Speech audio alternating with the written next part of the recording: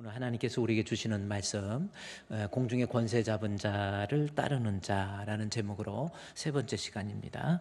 예수를 믿는다고 하지만 아직도 공중의 권세 잡은, 즉 마귀에 의해서 사로잡혀 있는, 마귀에 소속되어 있는 사람, 어떤 특징이 있는지 말씀을 통해서 살펴보고 은혜를 나누고자 합니다. 여러분 한번 오늘 말씀을 통해서 나는 예수를 믿는다고 하지만 아직도 공중의 권세 잡은 마귀가 내 마음과 생각을 주관하고 있지는 않는지 좀 살펴볼 수 있는 시간이 되자, 그 말씀이죠. 에베소 2장 1절에서 5절까지의 말씀을 제가 한 장으로 모아서 여러분께 말씀을 드리면요, 에베소 2장 1절 말씀에서 보면 에베소 2장 1절에서 그는 허물과 죄로 죽었던 너희를 살리셨도다, 이 말씀이 있습니다. 우리는요, 허물로 그리고 죄로 우리는 죽은 자예요. 그렇죠? 허물과 죄로 죽었던 사람입니다. 그런데 우리가 살림을 받게 됐어요. 그래서 허물과 죄로 죽었던 너를 살리셨다라는 겁니다. 어떻게 살리셨는가 봤더니 쭉 내려가서 5절 말씀해 보니까 어떻게 살리셨어요? 허물로 죽은 우리를 뭐예요? 그리스도와 함께 살리셨고 그랬죠. 그래, 예수 그리스도와 함께, 즉 예수님의 십자가의 죽으심을 통해서 죄의 문제를, 허물과 죄의 문제를 해결하고 죄의 문제가 해결되어서 사망에서 영생으로, 지옥에서 천국으로 구원받은 백성이 된 겁니다. 우리는 누구예요? 한번 생각해 보세요. 나는 예수를 믿음으로 말미암아 허물과 죄로 죽었던 나를 우리 주님께서 은혜로 구원해 주시고 은혜로 살려 주신 겁니다. 믿으시면 아멘. 이게 믿음이에요. 나는 어떤 존재인지, 허물과 죄로 죽을 수밖에 없는 나를 우리 예수님이 대신 십자가에 못 박혀 죽으심으로 우리 예수님 부활하심과 함께 나도 살림을 받게 되었다라는 것, 이것이 우리의 모습인데, 그래서 2장 1절 말씀에 허물과 죄로 죽었던 너희를 살려주셨다라는 말씀과 함께 그 다음에 2절에 말씀해 보면 그때라는 거죠. 그래서 예수를 믿어서 구원함을 받았다고 하면서도 아직도 그때의 모습을 벗어나지 못한 사람, 이겁니다. 여기서 그때는 어느 때인가 봤더니 2장 2절 말씀에 공중의 권세 잡은 자를 따라다니는 거예요. 그러니까 어느 때예요? 예수를 믿는다고 그러면서도 아직도 공중의 권세 잡은 이 마귀에 의해서 사로잡혀 있어서 마귀가 시키는 대로 살고 시키는 대로 행동하고 시키는 대로 반응하고 뭐 이런 모습들, 이게 바로 예수를 믿는다고 그러면서 아직도 옛날 마귀가 지배했던 그러한 모습을 벗어나지 못하는 그러한 모습이 있다라는 거죠. 여러분 어떻습니까? 예수를 믿는다고 말은 하는데 사실은 예수님 믿는 게 아니고 마귀가 나의 왕이 되고 나를 지배하고 나를 통치하는 그러한 사람은 아닌지 한번 살펴볼 수 있도록, 어떻습니까? 한번 이 아침에 우리 주님께서 주시는 말씀이에요. 나는 허물과 죄로 죽었던 나를 우리 주님이 살려주셨는데 그럼에도 불구하고 나는 아직도 마귀에 소속된 사람은 아닌지 좀 살펴볼 수 있는 시간이 되자, 그 말씀이죠. 그러면 생각해 봅시다. 내가 지금 이렇게 신앙생활을 하고 있지만 마귀에게 소속되어 있다고 한다면 어떤 모습이 나타나는지 한번 성경 볼까요? 다시 또 한 장짜리로 보면 에베소 2장 1절부터 허물과 죄로 죽었던 너희를 살리셨는데 2절에 그때 너희는 그 가운데 행해서 이 세상의 풍조를 따르고 공중의 권세 잡은 자 나오죠. 아직도 예수를 믿는다고 하지만은 예수 믿는 거 아니고요, 마귀가 그 사람의 왕이 되어서 그 사람을 다스리고 그 사람을 사로잡고 그 사람이 마귀가 시키는 대로 살아가는 그러한 모습이에요. 세 가지입니다. 첫 번째는 이 세상의 풍조를 따르고 있는 거예요. 그러니까 여러분이 교회를 다니지만 아직도 이 세상의 풍조, 여기서 이 세상의 풍조라고 하는 것은 이 세상이라고 하는 것이 바로 뒤에 나와 있는 공중의 권세 잡은 마귀를 얘기하는 거죠.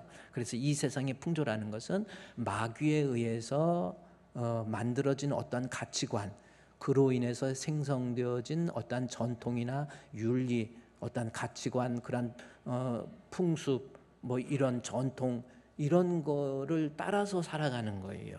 그러니까 세상 풍조를 따라가서 살아가는 그런 모습.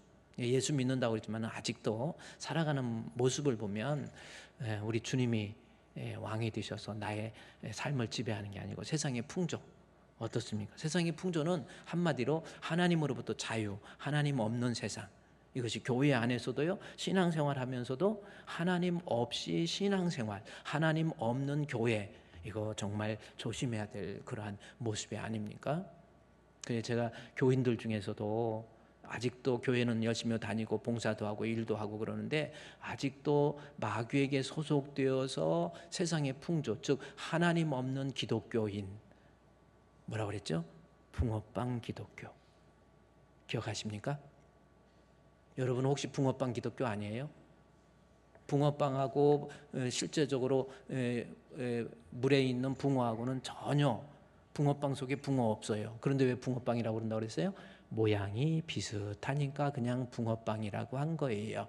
교회는 다니지만 세상의 풍조, 하나님 없는 신앙인이 되어가지고 그저 붕어빵 기독교인, 예수 없는 이러한 사람, 이게 세상의 풍조를 따라가는 거예요.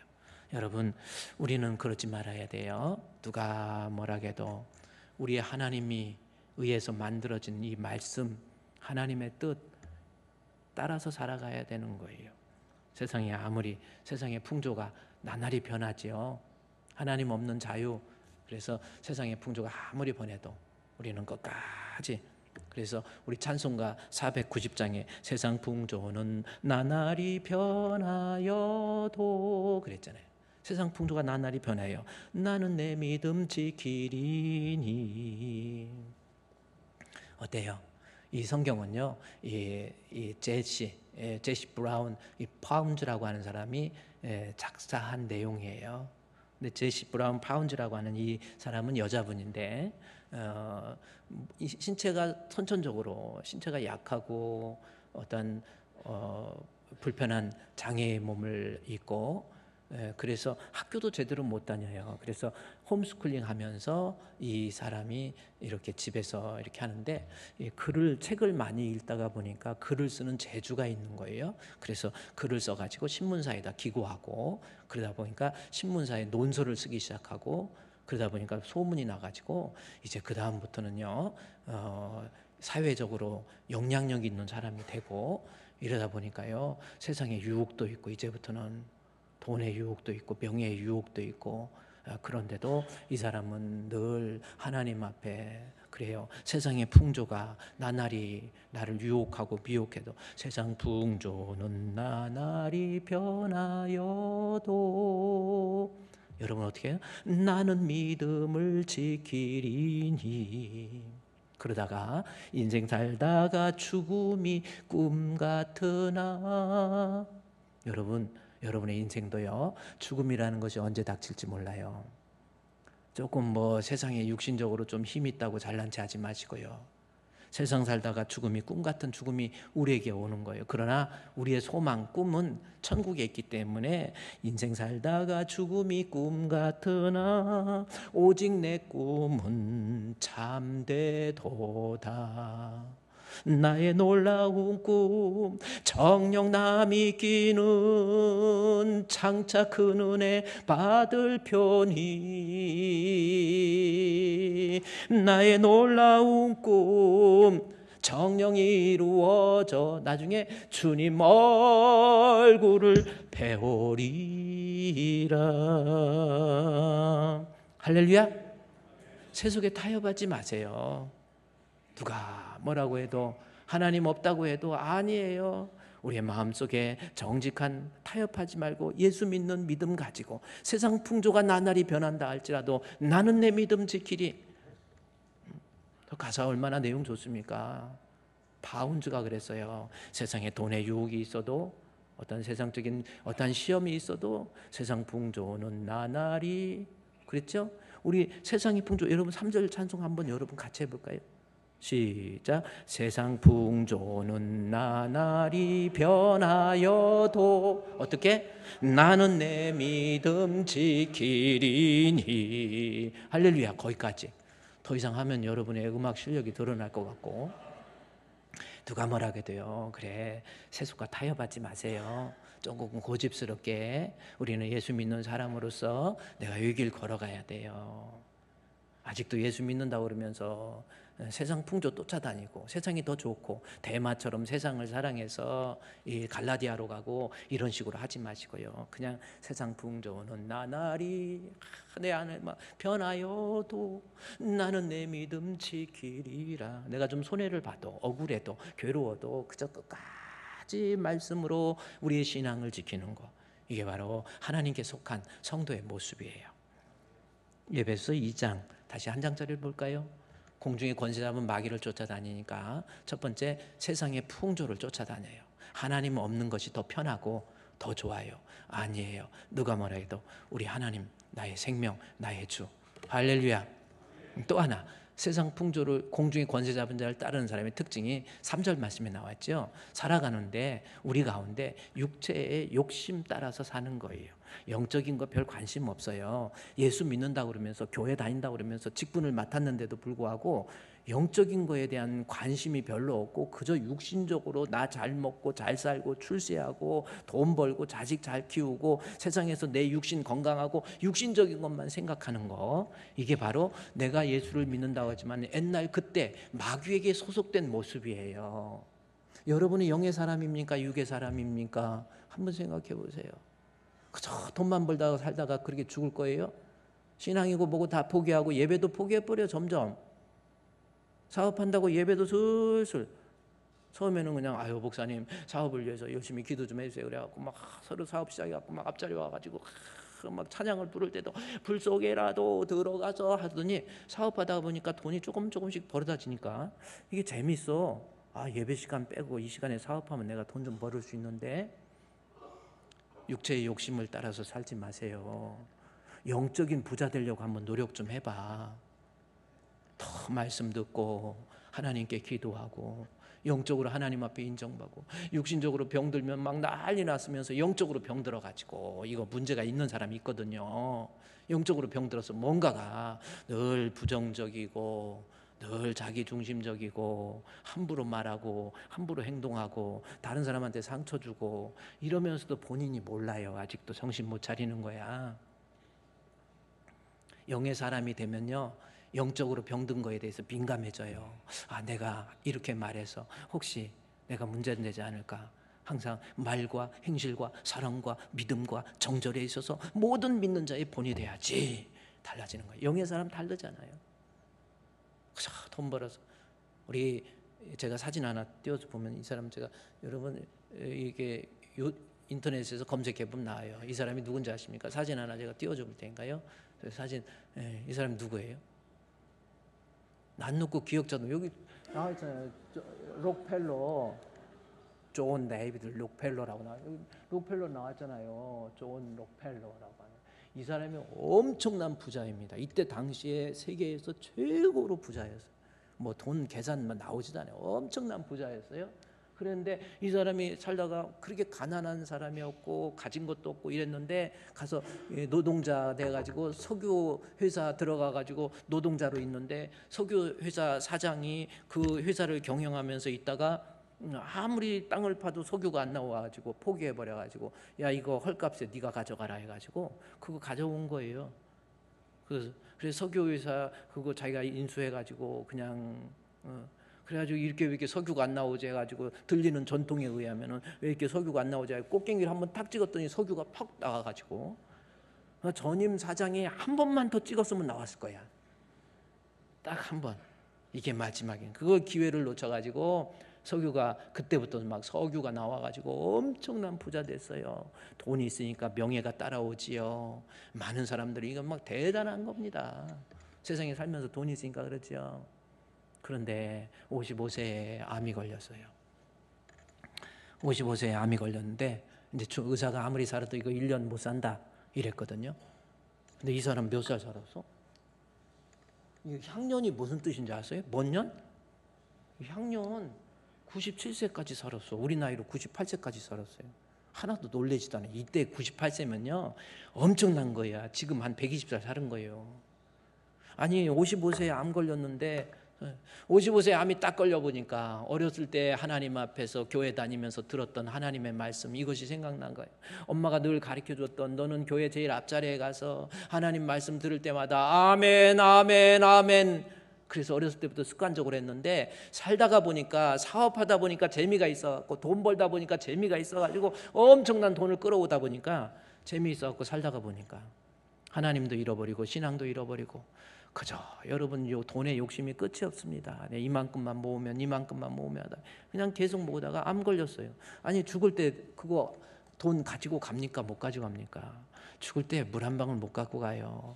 록펠러가 깜짝 놀랐어요. 내가 지금까지 이렇게 살았는데 어렸을 때 엄마가 나에게 가르쳐 주시던 성경 나의 사랑하는 책 이 책 중에 있으니 해가지고 어머니의 무릎 위에 앉아서 재미있게 듣던 말 그때 일을 지금도 하면서 이 암 환자가 하나님 앞에 찬송 부르면서 이제 죽을 1년 안에 죽으니까 죽을 준비해야지.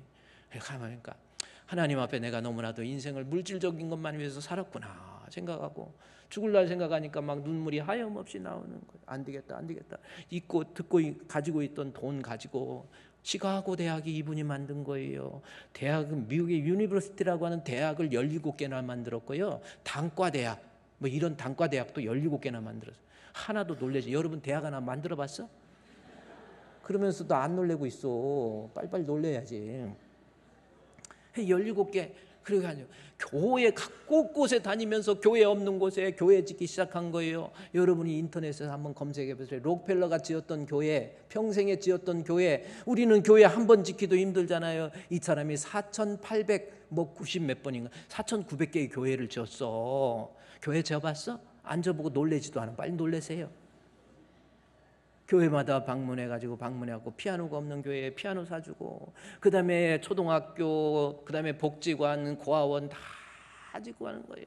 이제 내가 하나님 앞에 지금까지 육신적인 것만 위해서 살았는데 죽음 앞에 이게 뭐야 그러면서 막 겁이 막 죽음 앞에 겁을 내는 자여 주 예수 앞에 달려라 슬픈 마음 있을 때에라도 주 예수께 아뢰라 주 예수 앞에 달려라 주리의 친구니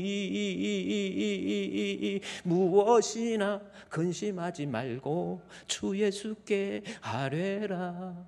그러면서 다니면서 학교 짓고 교회 짓고 불쌍한 사람 도와주고 이러다 보니까 55세, 56세면 죽어야 되는데 56세인데 시간이 가니까 더 팔팔해져. 57세니까 막 더 세져. 60세, 70세 되는데도 누가 지금 내 나이를 묻느냐 하면서 막 70세, 80세, 90까지 세상에 그때 당시에 90이면요 이건 산신령에 가까워. 97세까지. 다시 한번 록펠러 보세요.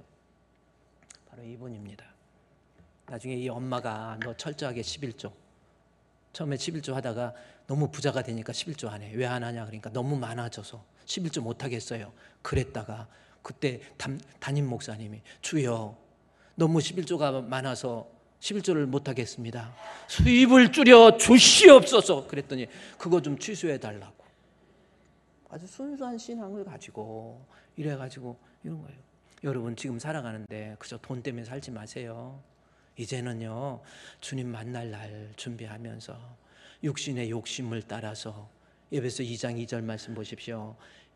마귀에게 사로잡히니까 2장 3절에 육체의 욕심 그랬잖아요. 에베소 2장 3절 말씀에 육체의 욕심을 따라서 살아가고 있는 그러한 모습 아닙니까? 그래서 3절에 그 가운데 육체의 욕심을 따라서 영적인 부자 되세요. 우리 주분교회 할렐루야. 옆에 있는 사람 이상 우리 영적으로 부자 됩시다. 우리 영적으로 건강합시다. 그래요.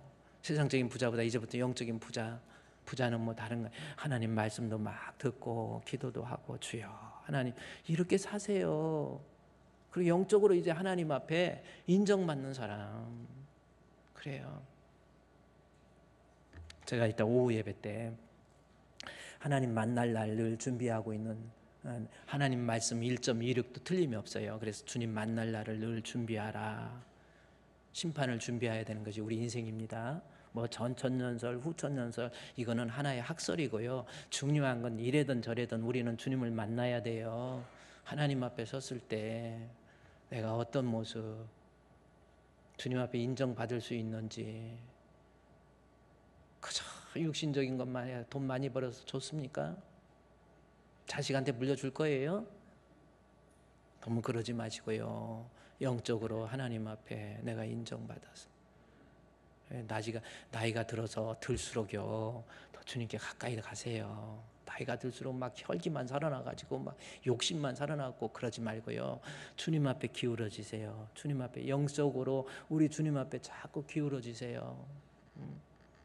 그래서 제가 오후 예배 때 노인들이 모여가지고 미국 사람들인데 찬양을 하는데 화음을 넣어서 나 주를 멀리 떠났다 이제 옵니다. 막 노인들이 그 찬송해. 나 죄의 길에 시달려 주여 옵니다. 나 이제 왔으니 내 집을 찾아 주여 나를 받으사 맞아 주소서. 노인들이 나이가 백발이 성성한 분들이 모여가지고 이따 오후 예배 오늘 도망가려고 생각하는 사람들 꼭 참석해 보세요. 인생 그렇게 사는 거예요. 육신적인 거 썩어져 없어져 버릴 거 가지고 가지도 못할 거에 충성하지 말고요.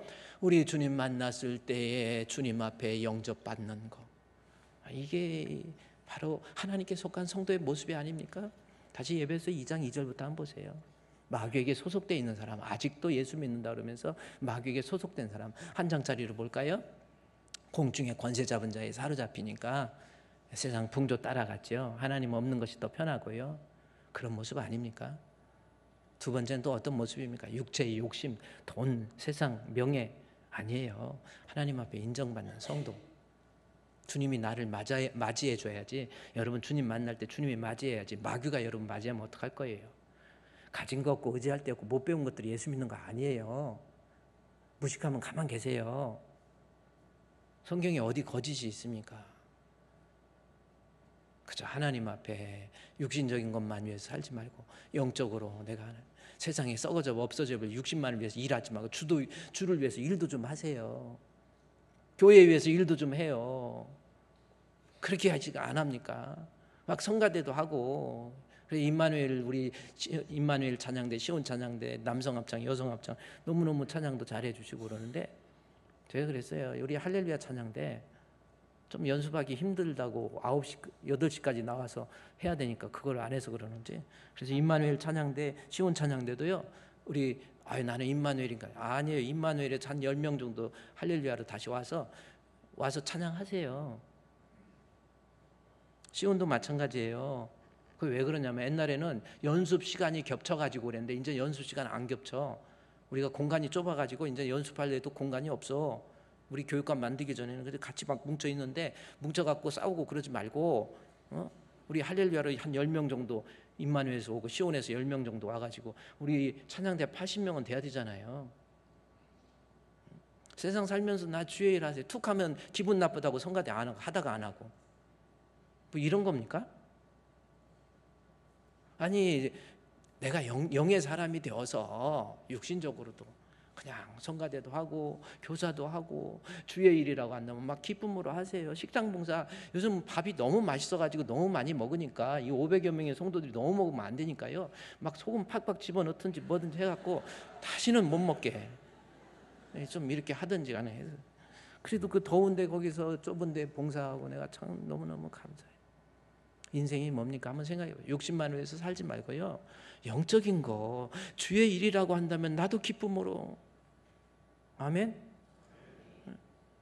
그게 하나님 앞에 마귀에게 소속돼 있어가지고 막 주의 일이라면 막 시간 계산하고 돈 계산하고 이런 거 아니에요. 주의 일은요 봉사의 일을 하게 하며 그랬잖아요. 봉사, 주의 일은 봉사예요. 기쁨으로 주의 일을 하는 거지요. 근데 봉사의 일을 할 때 온전케 만들어서 봉사의 일을 하라고 그래요. 온전하지 못한 사람, 하나님 앞에 뭔가가 문제 있는 사람은요 봉사의 일을 안 해. 나 힘들어서 안 하겠어요. 나 기분 나빠서 안 해요. 뭐 내가 그걸 왜 합니까? 하고 안 해. 내가 하려고 그랬는데 기분 나빠서 안 해요. 아직 온전해지지를 못해서 그래. 하나님 앞에 신자가 되세요. 신자 되기 원합니다. 진심으로 신자 되기 원합니다. 진심으로. 신자 되면 봉사일 해요. 주의 일도 좀 하요. 영의 사람이 되어서 세상에 일만 하려고 하지 말고 죽도록 일하기 위해서 태어났어요? 그렇게 일만 하다가 죽을 거예요? 주를 위해서도 일도 하세요. 봉사도, 헌금도 좀 하시고. 제가 뭐 헌금 강조하는 게 아니라 마게도냐 교회의 성도들 보니까 환난의 극한 시험 속에서도, 극한 가난 속에서도 넘치는 연보잖아요. 헌금도 좀 하고. 그것이 지혜롭게 사는, 하나님께 사로잡힌 성도의 모습이라고 하는 겁니다. 마지막 하나 더 볼까요? 내가 과연 예수를 믿으면서도 공중의 권세 잡은 마귀가 나를 사로잡고 있으면 이 세상의 풍조 따르죠. 또 하나는 육체의 욕심만을 위해서 살아가죠. 마지막에 또 하나는 보면 육체와 마음이 원하는 것대로 하는 거예요. 이것도 대단히 중요한 거예요. 육체와 마음이라고 하는 것은 죄로 인해서 타락하고 오염된 인간의 본성에 대한 표현입니다. 토럴, 칼빈이 이야기하죠. 토럴 디브라버티. 뭡니까? 전적으로 타락한 인간의 죄성이에요. 그러니까 뭐예요? 살아가는데 이 사람은 교회 다닌다고 하지만은 마귀가 이 사람을 사로잡으면은 지 육체가 원하는 대로, 지 마음이 원하는 대로, 지 마음대로 살아요. 이게 바로 마귀에게 사로잡힌 성도의 모습이에요. 예수가 자기 자신을 주장하는 게 아니고 마귀가 육체와 마음이 원하는 대로 그렇게 살아가는 거예요. 에베소 2장 3절 말씀에 마귀가 사로잡으면 육체와 마음이 원하는 것을 한다 그렇게 그랬거든요. 지 마음대로 피우고 싶다고 다 피우고, 마시고 싶다고 막 술도 마시고, 막 마시고 싶다고 마시고, 바람 피우고 싶다고 다 바람 피우고, 이런 거 아니에요. 제가 아는 교회, 김포공항 쪽에 교회 하나 있어요. 그 교회에 있는 어떤 장로님 한 분은요, 그 김포공항 다니는 그 여자 승무원 스튜어디스가 있대요. 근데 승무원들이 뭐 이쁜가요? 뭐 저는 잘 모르겠어요. 우리나라에서 제일 이쁜 사람은 김현실이라고 있거든요.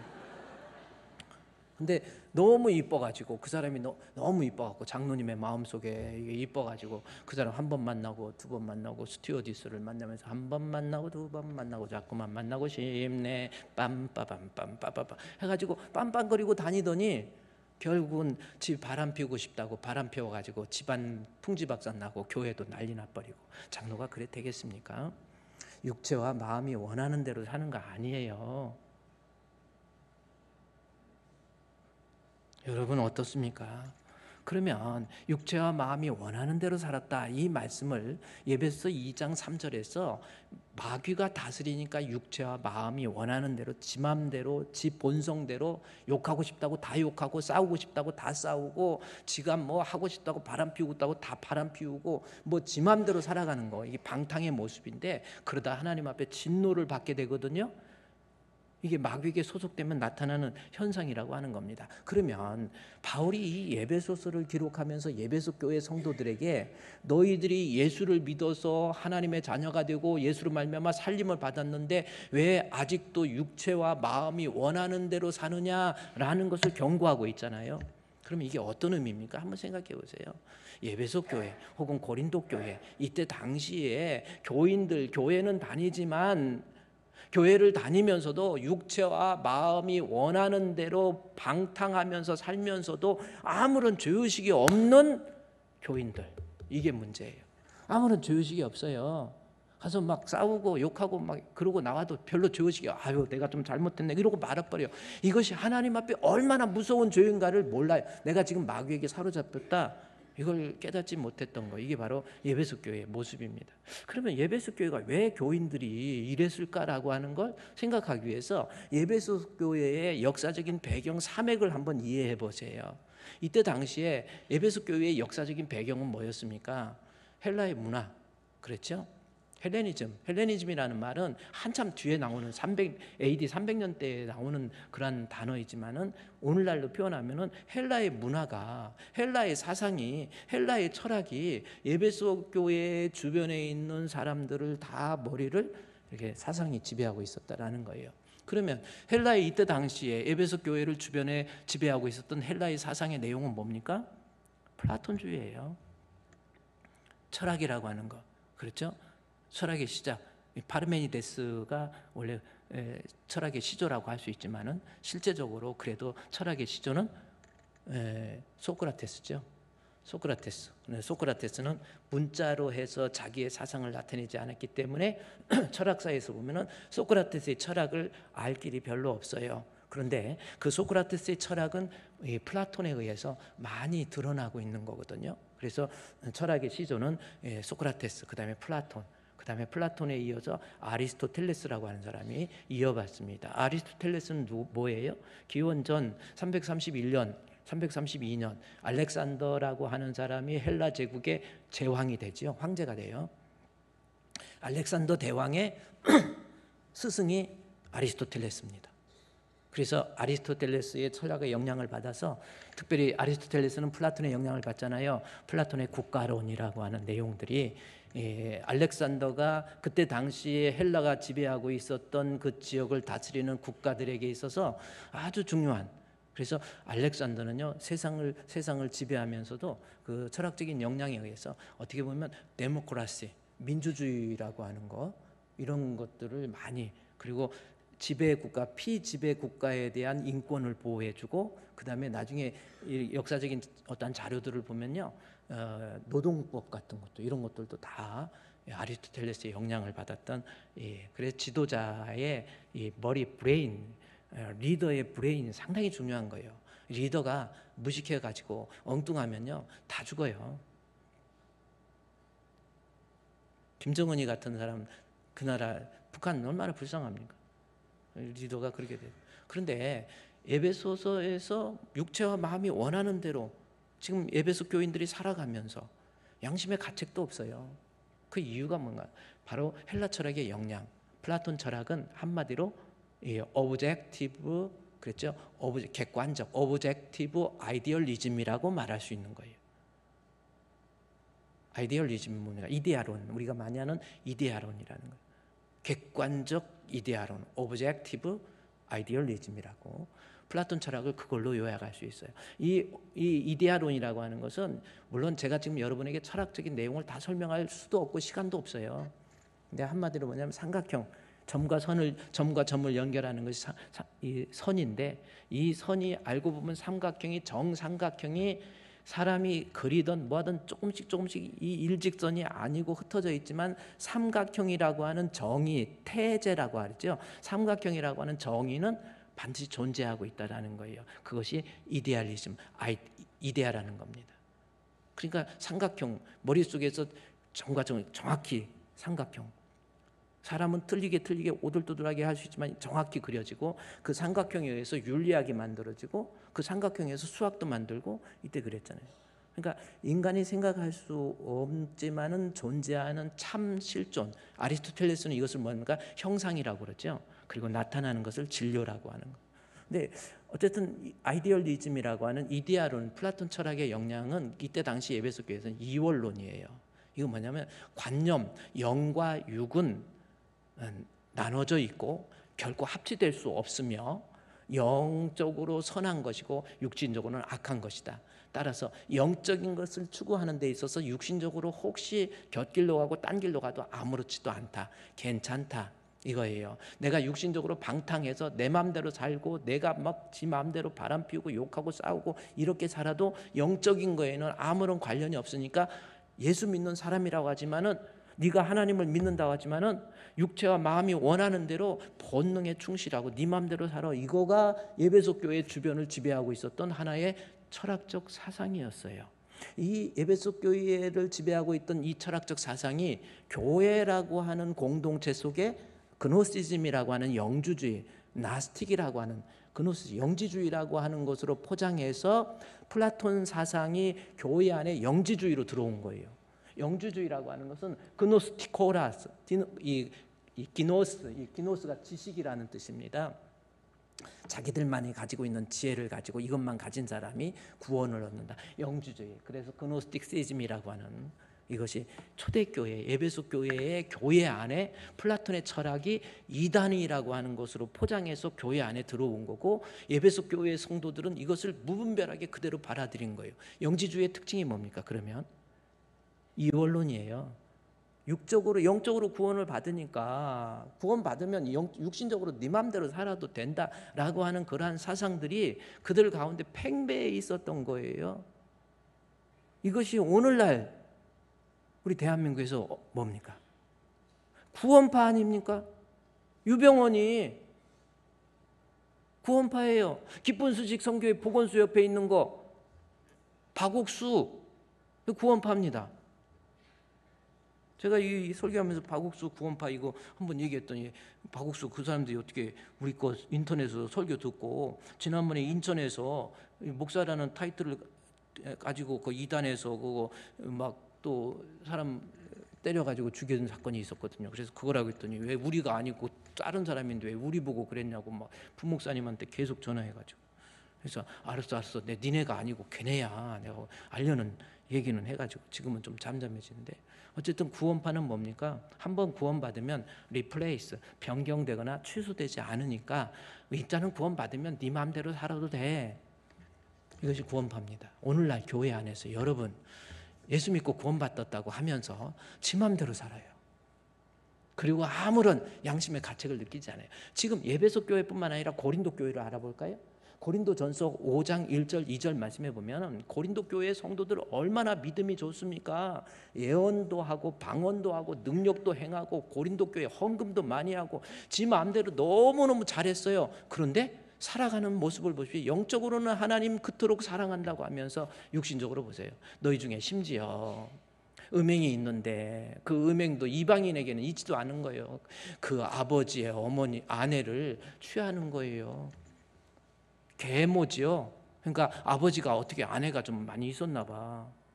원래 성경적으로는 한 남자가 집을 떠나서 한 아내, 그래서 일부 일처가 성경적입니다. 뭐 한 남편의 아내가 막 시글시글하면 이건 문제가 많어. 우리 교회는 다 일부 일처죠? 그래요.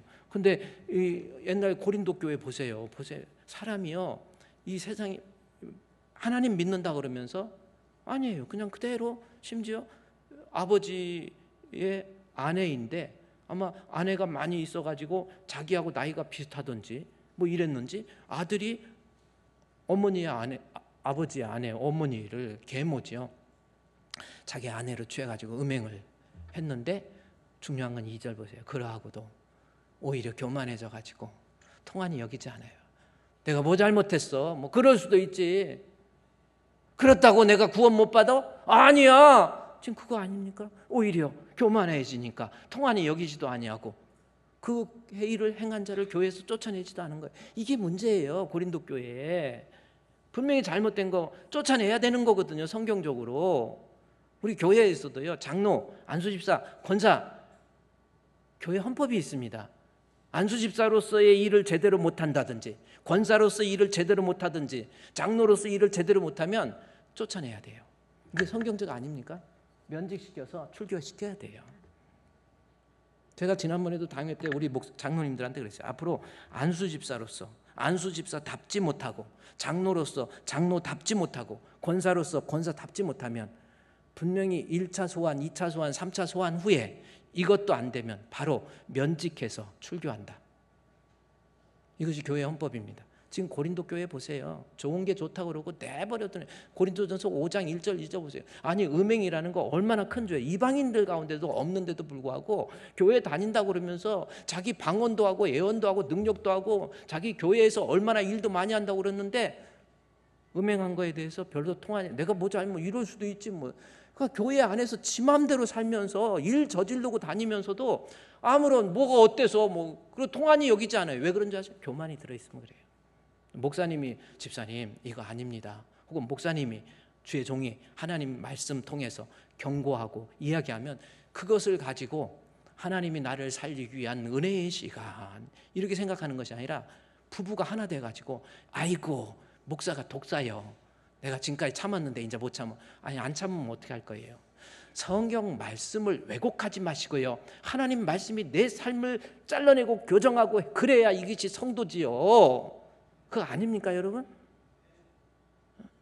교만해져가지고 오히려 통한 지 잘못 뭐 잘못했다. 왜 나를 이러냐고 그러는 거예요. 아니라니까 살리기 위해서 그러는 거예요. 말씀을 듣고 상처받는 거 여러분 생각해 보세요. 의사가 칼을 갖다가 댈 때 여기 배 속에 뭐 큰 문제가 있어. 어떻게 지난번에 어떻게 수술하다가 의사가 잠깐 딴 생각해갖고 수술칼이 들어있어. 그럼 배 아플까 안 아플까? 아프면 어떻게 해야 돼요? 꺼내야 돼요. 안 꺼내면 어떻게 됩니까? 죽습니다. 그럼 꺼내야 되는데 꺼내려면 다시 찢어야 돼. 찢을 때 아파 안 아파? 아파요. 아픈 건 뭐예요? 살리기 위한 거예요. 고린도 교회 이거 보세요. 육체와 원을 지 화난다고 지 기분 나쁘다고 지 실족했다고 통한이 여기지도 않아요. 이것이 육체와 마음이 원하는 대로. 여러분 우리는 절대로 그러면 안 돼. 육체가 마음이 원하는 대로. 내가 욕하고 싶다고 욕합니까? 싸우고 싶다고 싸울 거예요? 뒤집고 싶다고 뒤집어 버릴 거예요? 창세기 45장 1절에서 5절 말씀에 보면은 여러분 우리가 잘 아는 요셉의 이야기가 나와요. 요셉이 어떤 사람입니까? 요셉이 여기 보니까 요셉이 등장해요. 45장에. 이 45장쯤 되면은 요셉이 그의 형들한테 미움 받아 가지고 이 새끼 내가 죽여버려야지 해갖고 이리 나와 하고 아버지 심부름 오는 저기를 잡아가지고 물이 없는 웅덩이 속에 집어넣어 버렸어요. 말이 그랬어요. 형들이 자기를 물 없는 웅덩이 속에 집어넣었다 올 때 마음이 어떻겠습니까? 한번 바꿔놓고 생각해 보세요. 얼마나 억울하겠습니까? 그리고 물이 없는 웅덩이 속에 들어가면요 나오지도 못해. 죽어야 돼요. 어떻게 형이 그러시요? 억울하고. 여러분 어떻게 해요? 형이 좀 말 한마디 잘못했다고 목사님이 무슨 말 한번 경고하면서 앞으로 그러지 말라고 그랬다고 막 분노하고 혈기 부르잖아요.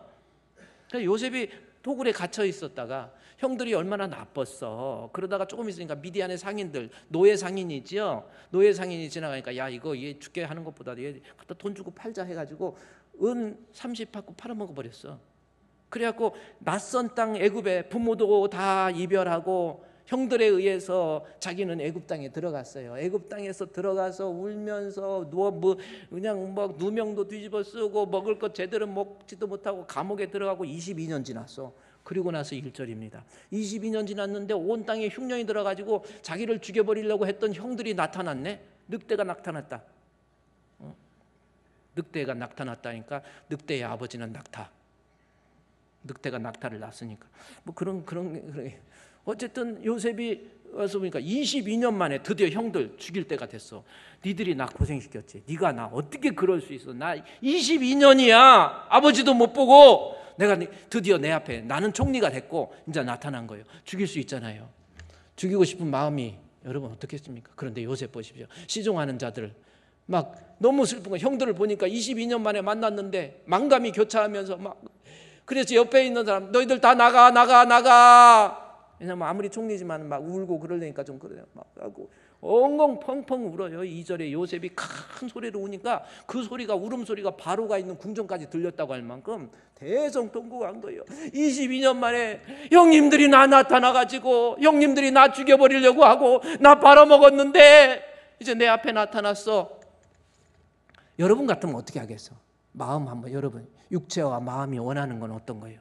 육체적으로 보면 형이고 뭐고? 나발이고. 아, 죽여버리지 저거 내가 가만 놔둡니까 지금? 얼마나 나한테 억울해 죽겠는데? 근데 어떻게 해요? 요셉이 큰 소리로 울면서 3절에 요셉이 형들에게 이러되 형님들 나 요셉이에요. 형 나 요셉이야. 형들이 얼마나 놀랬겠어. 어떻게 세상에 22년 만에 동생 죽었는 줄 아는데 보니까 총리로 있어갖고 고개도 못 들고 이렇게 쳐다보니까 얼마나 형들이 어떤 마음이에요? 우리가 쟤를 팔아버렸고 쟤 죽이려고 했는데 제가 이제 총리가 됐는데 우리 어떻게 했어요? 그래서 형 내가 바로 요셉입니다. 그러면서 아버지 살아계십니까? 그러니까요 요셉이 형들에게 이르되 가까이 오라고 그래. 가까이 오라는 건 뭘까? 형들이 지금 생각할 때는 형들이 가까이 오라니까 뭐예요? 아마 요셉이 옆에 칼이 있겠지. 그걸로 목을 조서버리면 목 뚝 떨어져갖고 형 머리가 토로록 돌기도 하고 뭐 이럴 거예요. 그래서 형이 가까이 오라니까 형들이 가까이 오라니까 오긴 왔는데 가까이 가니까 전혀 다른 모습이에요. 육체와 마음은 내가 죽여버리고 싶고 욕하고 싶고 싸우고 싶지만은 가까이 오니까 형님, 나는 당신들의 아우 요셉입니다. 당신들이 애굽에서 판 사람이에요. 그런데 당신들이 나를 이곳에 팔았다고 해서 근심하지 마세요. 걱정하지 마세요. 이게 가능합니까? 육체와 마음이 원하는 대로 하면 저거 죽여버리고 싶죠. 그러면서 그 이유가 뭡니까? 5절 말씀에 나는 하나님께서 생명을 구원하시려고 당신들보다 먼저 보낸 거예요. 형님, 근심하지 마세요. 나중에 아버지 모시고 오게 하고요, 나중에 요셉이 저 형들의 새끼들까지 다 먹여 살려. 여러분, 신앙생활 하면서 억울한 사람이 있어요, 없어요? 왼수 같은 거, 저거 빨리 죽어버렸으면 좋겠어. 저것이 나한테 그랬어? 이것이 인간의 육체와 마음이 원하는 인간의 본성에 의한 겁니다. 그러나 우리는요, 예수를 믿는 사람은 육체와 마음이 원하는 대로, 마귀에게 사로잡혀서 마귀가 시키는 대로, 그것이 아닌 하나님께서 원하시는 대로. 이게 바로, 그래서 여러분이 살아가면서 어떤 모습입니다. 여러분, 제가 한번 좀 말씀드리고 싶은 것은요, 창세기 5장 31절 말씀해 보면 저도 그 말씀을 읽으면서 깜짝 놀랐어요. 창세기 5장 31절, 사도행전 5장 31절 말씀해 보니까 저도 깜짝 놀라요. 예수님은 누구예요? 우리의 구주예요. 믿으시면 아멘. 우리 내 생명이 돼. 예수는 나의 힘이요 내 생명 되시니 해가지고 우리 예수님은 나의 구주예요. 저는 주일학교 때부터, 어렸을 때부터 그래. 예수님은 나의 구주, 나를 위해서 십자가에 못 박혀 죽으시고 3일 만에 부활하시고 승천하. 예수님은 나의 구주. 나는 일생 동안 우리 예수님을 의지하고 우리 예수님은 나의 구주, 그것만 아는 것이 믿음인 줄 알았어요. 믿음은 예수를 구주로 믿는 것이 믿음인 줄 알았어요. 그런데 아니야. 진짜 믿음은 뭐예요? 우리 예수님이 구주뿐만 아니라 임금과 구주로. 이야, 저는 정말 성경을 읽고 깜짝 놀란 거예요. 나는 여지껏 우리 예수님 믿는다고 그러면서 예수님의 대속의 구주로만 알았는데 우리 예수님은 임금이시고 구주로 오신 거예요. 우리 예수님이 나의 임금, 우리 예수님이 나의 왕.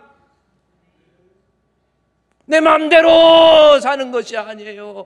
보좌가 있는데 그 보좌에는 누가 앉습니까? 왕만이 앉을 수 있는 거예요. 내 안에 이 보좌 위에 내가 앉아 있는 거예요. 그러면 한번 생각해 보세요. 죄 중에, 우리가 하나님 앞에 죄 있잖아요. 세상에서 죄 중에 살인죄, 간음죄, 여러 가지 죄 있어요. 진짜 국가적으로 큰 죄가 뭐예요? 반역죄잖아요. 반역죄는요, 옛날에도 뭐 조선시대도 뭐든 반역죄는요, 뭐 삼족을 멸하고, 이 반역죄 같이 큰 죄가 없어요. 왕 자리 빼앗으려고 하는 거, 그게 바로 반역죄입니다. 예수를 구주로 믿지 않는 거, 이것도 죄지만 진짜 무서운 죄는 예수님을 나의 임금으로 삼지 못하고 왕 대신 주님을 모시지 못하고 내가 왕이에요, 내 생각대로, 내 맘대로, 내 뜻대로, 내 욕심대로 살아가는데 그게 어떻게 하나님 앞에 죄인이 아닙니까?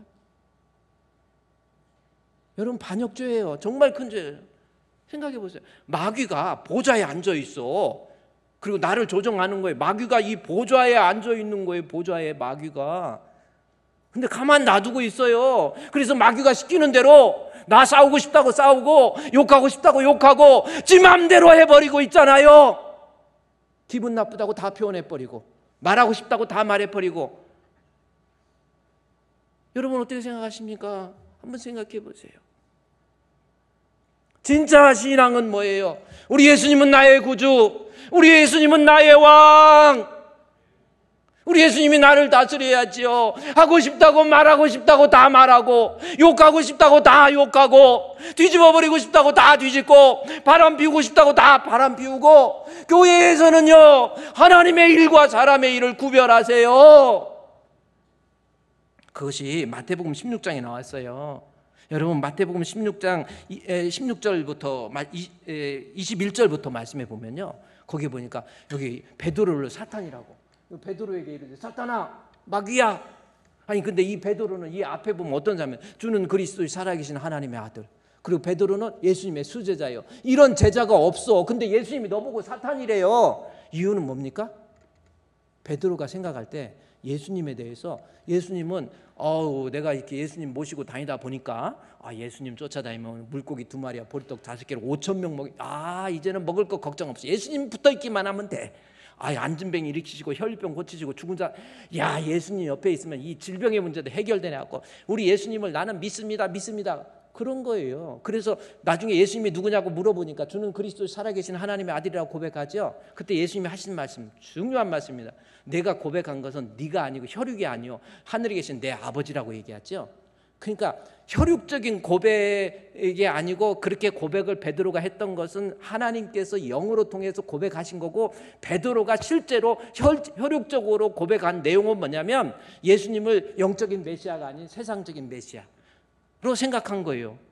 근데 세상적인 메시아인데 죽는다고 얘기하니까 베드로가 예수님 붙들고 항변하면서 이러되 주여 그리 마옵소서, 우리 주님께 이런 일 없습니다. 그러면 한번 생각해 보세요. 예수님 입장에서 내가 죽으려고 그러는데 얘가 나 살려준대. 고맙다 베드로야, 이럴 수도 있는데 그게 아니에요. 예수님 넌 사탄이야.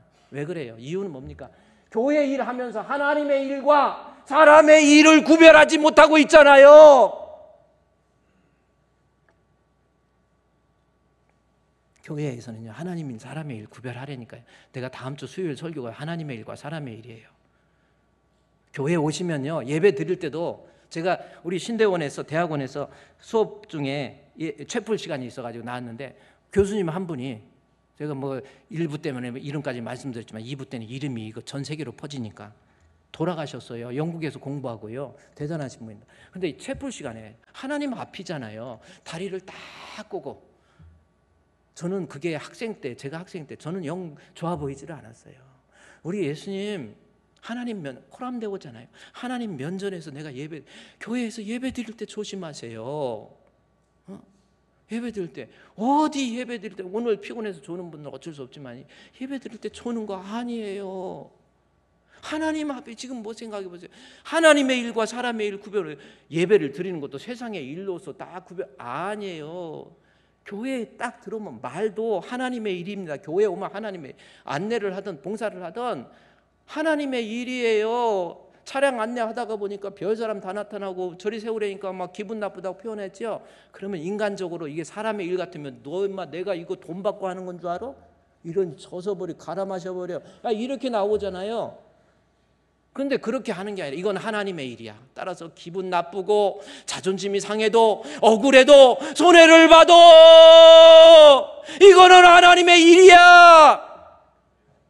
말할 때 조심하세요. 행동할 때 조심하세요. 그래서 제가 우리 김포에서 바람 피웠던 장로님 얘기도 해도, 오늘 장로님들은, 우리 교회 장로님들은 안 그러는데 또 하나 실제 얼마 전에 일어났던 사건이 하나 있습니다. 예배를 드리는데 핸드폰 소리가 나는 거예요. 그러면 예배 드릴 때 우리 핸드폰 끄잖아요. 그래서 미국 같은 데서 예배 드릴 때 플레이스 turn off your cell phone, 그러면 휴대폰을 꺼주세요. 이제 이렇게 나오잖아요. 근데 휴대폰을 계속 나도 껐는데, 저도 어떤 때 꼭 껐는데 예배 드릴 때 이렇게 띵동 벨이 울려서 보면은 대출 상담 좀 하겠습니다. 막 이런 것이 나타나고. 그래서 그래서 예배 시간에 이거 핸드폰 저도 끈 적이 있어. 근데 어쩔 수 없이 우리 성도들도 예배 시간에 핸드폰 끄세요 했는데도 켜고 올 수가 있잖아. 그렇죠? 근데 어떤 성도가 나이가 좀 드신 분인데 이게 핸드폰이 띠리릭 그래 전화가 딱 오니까 예배 분위기가 이상해지잖아요. 목사님 끄세요. 그래가지고 했는데 이게 끌려니까 그런 때는 잘 꺼지지도 않아. 그래가지고 어떻게 겨우 껐어.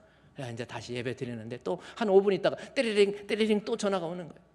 그러니까 분위기가 이상해진 거예요. 근데 이분은 또 나름대로 어떻게 했는데 또 이게 왜 전화가 와? 그러니까 했는데 이게 더 안 되는 거야. 그래가지고 이제 또 겨우 어떻게 껐어요.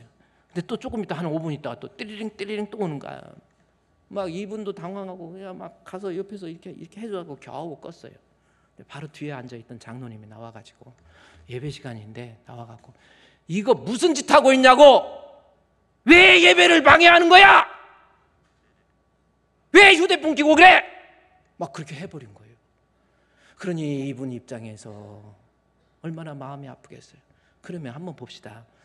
그렇게 꼭 예배 시간에 할 말이 있으면 예배 끝나고 가면 안 돼요?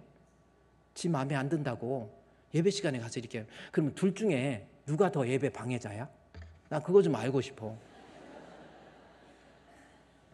지가 장로면 장로지, 어? 아니 그렇다고 예배 바로잡으려고 그랬다? 그게 뭔 바로잡는 겁니까? 그래가지고 장로님이 예배 시간에 그러니까 이 사람 실족해서 교회 떠나버렸어. 그러니 목사님도 마음이 아프고 그래서 장로님하고 이야기를 하면서, 장로님 할 말이 있으면 그래 좀 안 맞을 수 있지요, 사람이 하는 일인데 이러면 예배 끝나고 좀 조심해서 해야지 예배 시간에 꼭 그렇게 해야 되겠어요? 그랬더니 장로가 실족해서 또 나가버렸어.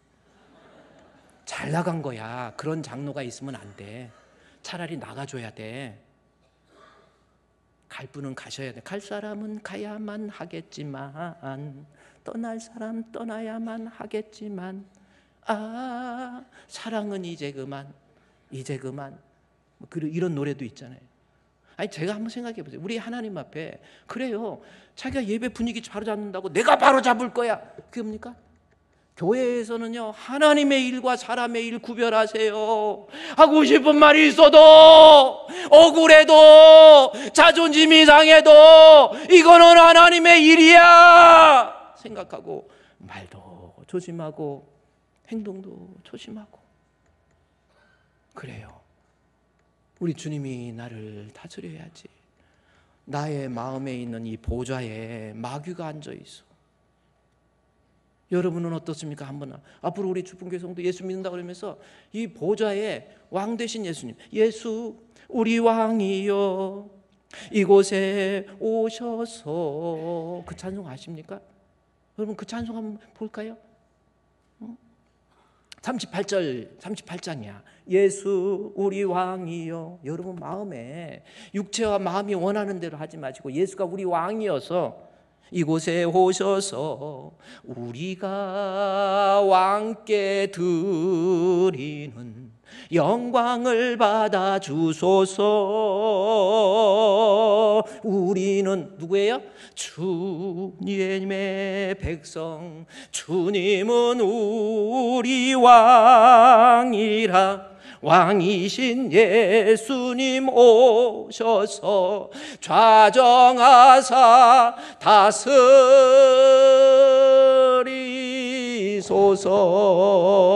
다스리소서. 할렐루야! 이제 우리 육체와 마음이 원하는 대로 하지 마세요. 억울하다고, 힘들다고, 괴롭다고, 불평, 원망, 짜증 아니에요.